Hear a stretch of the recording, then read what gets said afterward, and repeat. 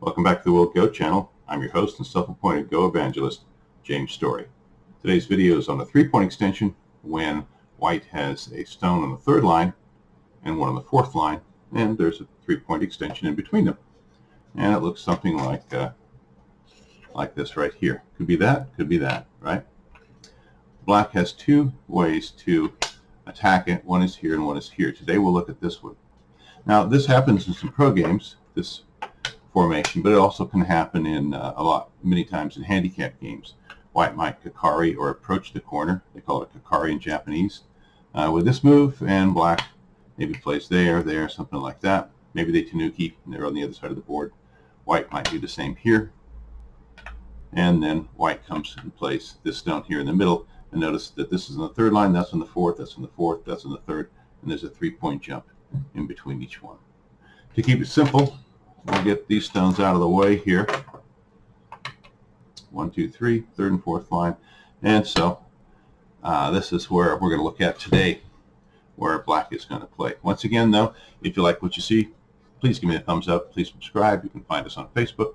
You can find us here in the World Go channel if you need to give us some feedback. And we have a lot of playlists. Lessons in Logical Sequence is the playlist that we suggest for new members to the World Go channel. Some lessons are based on the knowledge gained in previous lessons, and so there's a logical sequence to them, and we suggest you follow that order, but do as you like.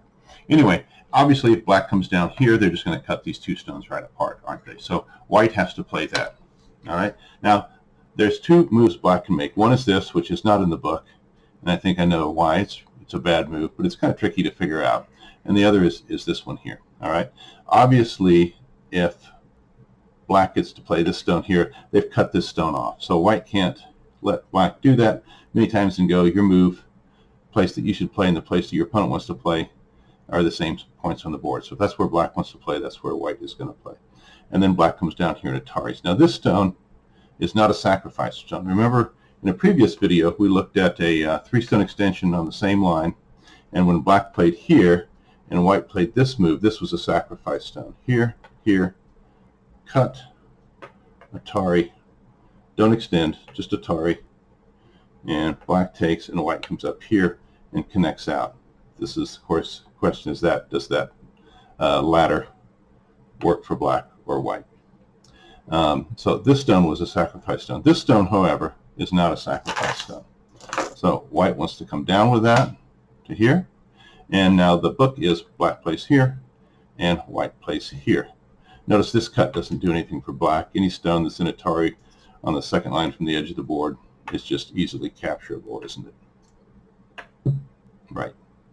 Okay, so that doesn't work. And if black tries to extend out this way, white just blocks. Maybe something like this. White here can throw in atari, counter atari, capture, and then white comes back to there, and notice black just has one eye. So that's going to be captured. So that doesn't work either. Although black can use both this cut here as a co-threat or this extension here as a co-threat too. If let's see. So here, whoops, let's put this stone back in there. Sorry about that. So in this situation, white is connecting these two stones back together and has a little bit of side territory too. Black has these two stones, and they're kind of heavy. They're running out of liberties, and they're not spreading out. And so one of the themes is going to be for white to chase them and for black to try to get away. So black's probably going to want to maybe roll this way like that to gain some liberties, or just jump out like this or like this right away. But I kind of like this one first, I think, here, and then something like that, maybe even tighter like this, depending on outside situations. One of the moves that's not in the book, and it took me a little while to figure out why, so let's go back here to the beginning.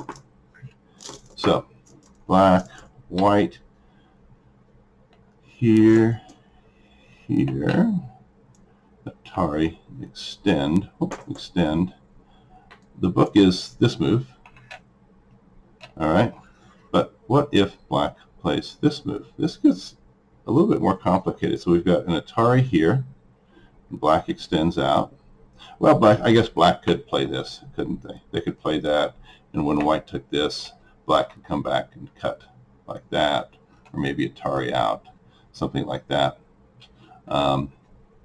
White could play that too, which would threaten a move here and make black kind of probably play out there, and then maybe come back and take the stone. Black's crawling on the second line, so that's kind of ugly.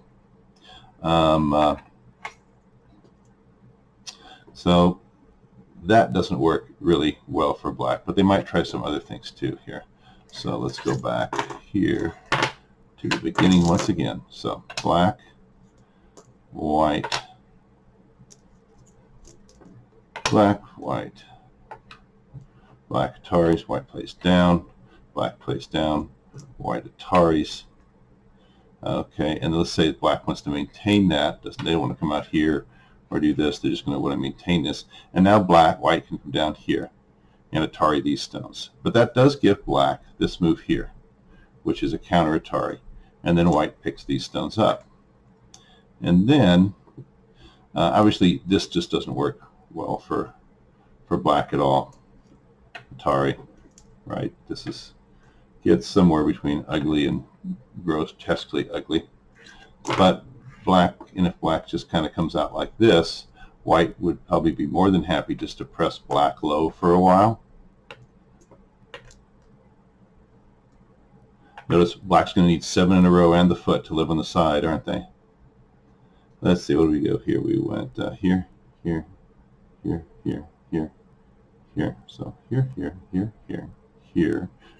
White's turn. They can come out again, or at some point they can cut, and they'll pick up these stones. All right, but black also might not. They might try this instead.